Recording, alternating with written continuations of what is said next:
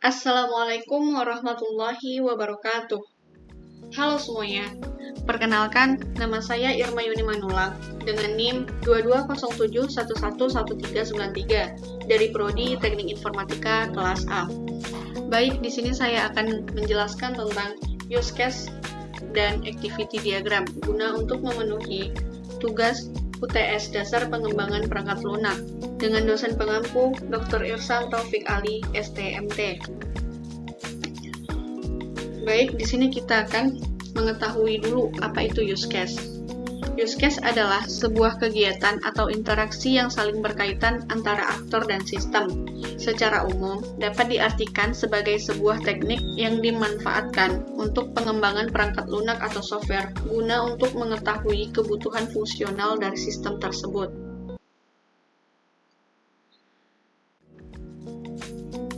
Nah, di sini langsung saja kita masuk kepada contoh pembuatan use case. Nah, di sini saya menggunakan website yaitu Lucuchart. Sebelum kita membuat contoh use case-nya, kita harus mengetahui dulu komponen-komponen yang terdapat dalam use case. Yang pertama adalah container. Ini disebut juga dengan sistem, yaitu sebagai pembatas atau pembungkus kumpulan use case yang digambarkan dengan kotak persegi atau boundary box. Lalu yang kedua adalah actor, yaitu seseorang yang berinteraksi dengan sistem. Contohnya bisa berupa orang, organisasi, external device, dan sistem lainnya. Lalu ada juga use case. Nah, ini merupakan gambaran secara umum dari fungsional suatu sistem. Lalu ada juga association. Nah, association ini merupakan relationship sederhana yang menunjukkan keterlibatan suatu aktor dalam suatu use case. Nah, association ini terbagi lagi menjadi include dan extend. Yang mana include itu merupakan hubungan yang terikat, sedangkan extend yaitu adalah use case tambahan. Baik, langsung saja kita membuat contoh use case-nya. Di sini pertama kita membutuhkan container atau sistemnya.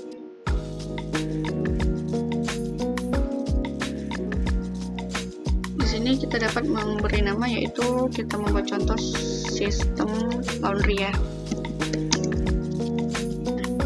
Terus di sini kita membutuhkan aktor. Kita membutuhkan dua aktor.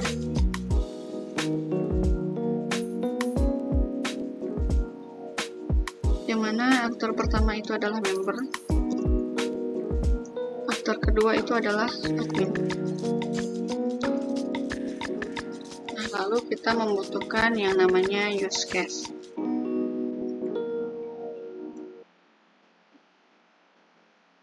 Nah, use case pertama itu adalah login.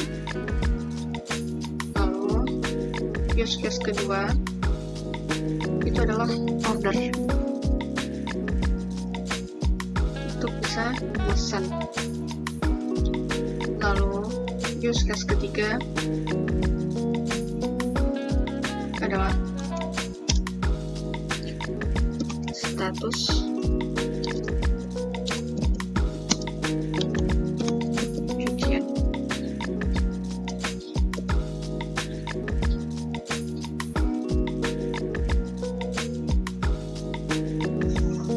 Use case terakhir itu laporan laundry.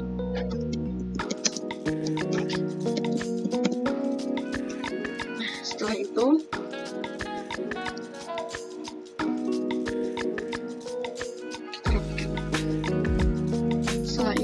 kita menggunakan association, hubungan. Kita hubungkan actor member kepada login. Lalu actor member kepada order, dia bisa memesan atau order. Lalu actor member kepada situs cucian. Nah, yang ini laporan laundry hanya dapat dikelola oleh admin. Kita hubungkan admin dengan laporan laundry, lalu admin dengan status cucian, lalu admin dengan order, lalu kita hubungkan kembali admin dengan cuci. Nah, lalu kita akan menambahkan use case lainnya di dalam suatu sistem ini.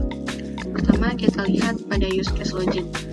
Ternyata di dalam use case login ini terdapat hubungan dua use case lainnya.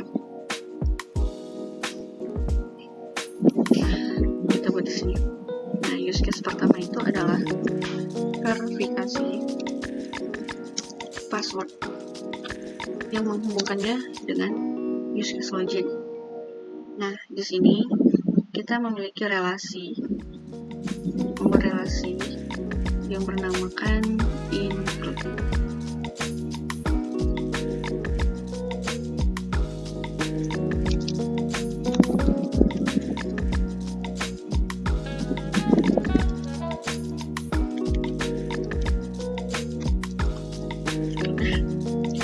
Yang mana login ini akan meminta user untuk memverifikasi password tersebut. Lalu di use case selanjutnya yaitu adalah display password. Terus yang mana di sini memiliki hubungan kepada login yaitu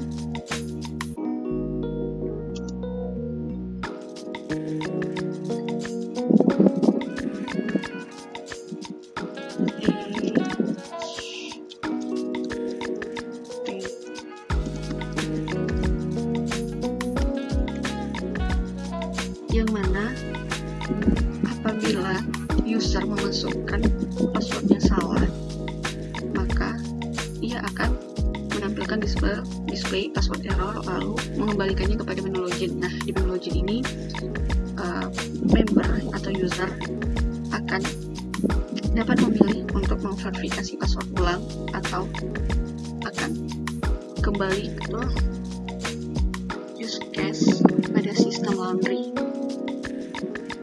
Maka selanjutnya kita adalah membuat activity diagram. Di sini ada pengertian dari activity diagram.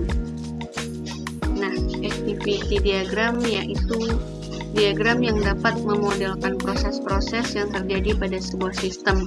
Runtutan proses dari suatu sistem digambarkan secara vertikal. Activity diagram merupakan pengembangan dari use case yang memiliki alur aktivitas.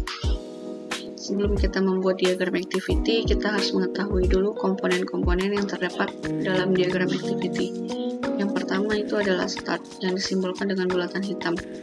Lalu yang kedua ada state, yang mana artinya yaitu aktivitas yang dilakukan sistem. Nah, aktivitas ini biasanya diawali dengan kata kerja. Lalu yang ketiga ada declaration atau percabangan. Nah, simbol ini merupakan percabangan di mana ada pilihan aktivitas yang lebih dari satu. Lalu ada join. Nah, join ini adalah penggabungan di mana lebih dari satu aktivitas lalu digabungkan jadi satu. Nah, di sini ada swimline. Nah, swimline ini untuk memisahkan organisasi bisnis yang bertanggung jawab terhadap aktivitas yang terjadi pada sistem. Lalu yang terakhir adalah final state yang dilambangkan oleh bulatan hitam, tapi di tepinya memiliki warna putih.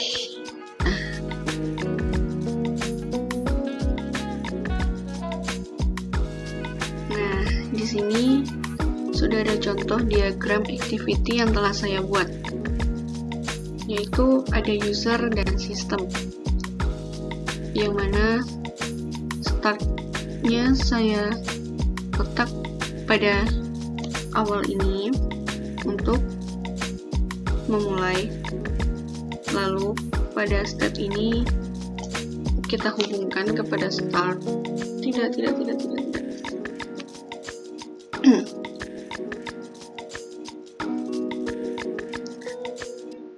Nah, di sini sudah ada contoh diagram activity yang telah saya buat. Di sebelah kiri yaitu ada user atau member, yang di sebelah kanan yaitu sistem. Nah, di sini ada bulatan hitam yaitu start, lalu ada step memilih menu login. Nah, dari start menuju menu login ini kita hubungkan. Lalu sistem akan menampilkan halaman login. Setelah itu user akan diminta untuk mengisi form login. Nah, pada sistem akan memilih, yaitu di sini artinya education itu adalah percabangan, yang mana percabangan adalah suatu pilihan aktivitas yang lebih dari satu.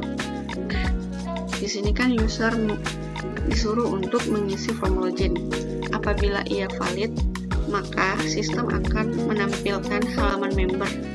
Tetapi apabila data tersebut tidak valid, maka sistem akan mengembalikannya lagi kepada mengisi form loginnya itu. User diminta untuk mengisi ulang form login hingga data itu valid.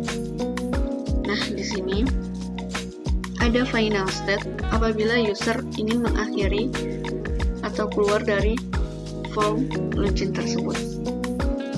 Lalu step selanjutnya, user bisa memilih halaman order, lalu sistem akan menampilkan halaman order. Ketika itu user akan diminta untuk mengisi form order. Nah, di sini sistem akan melakukan pengecekan lagi kembali. Apabila data itu valid, maka sistem akan menampilkan halaman status. Tetapi apabila data itu tidak valid, maka sistem akan mengembalikannya kepada user untuk mengisi ulang form order. Nah, di sini ada final state, yang artinya apabila menampilkan halaman status itu telah berhasil atau telah valid, maka user bisa memilih untuk keluar dari halaman tersebut. Lalu selanjutnya yaitu user memilih halaman lihat status cucian. Lalu sistem akan menampilkan halaman lihat status cucian. Lalu di sini user akan mengklik dan memilih button lihat status cucian. Nah, di sini sistem akan menampilkan status cucian. Lalu di sini ada final state, yang mana artinya yaitu akhir dari sebuah sistem atau berakhirnya sebuah state. Nah, di sini ada sebuah diagram activity yaitu laporan laundry, yang mana usernya yaitu adminnya, lalu sistem. Nah, di sini kita melakukan start, yaitu memilih halaman laporan. Setelah itu sistem akan menampilkan halaman laporan, lalu user mengisi form tanggal yang diinginkan. Setelah itu sistem menampilkan status laundry dan tanggal laundry yang telah dipilih. Setelah itu user akan mengklik print data cuci harian, lalu sistem akan mencetak laundry harian. Nah, di sini ada statement education, yang mana apabila iya, maka user akan mendapatkan laporan data harian. Namun apabila tidak, user akan tidak mendapatkan laporan data harian laundry karena sistem membatalkan pencetakan tersebut. Nah, di sini ada final state.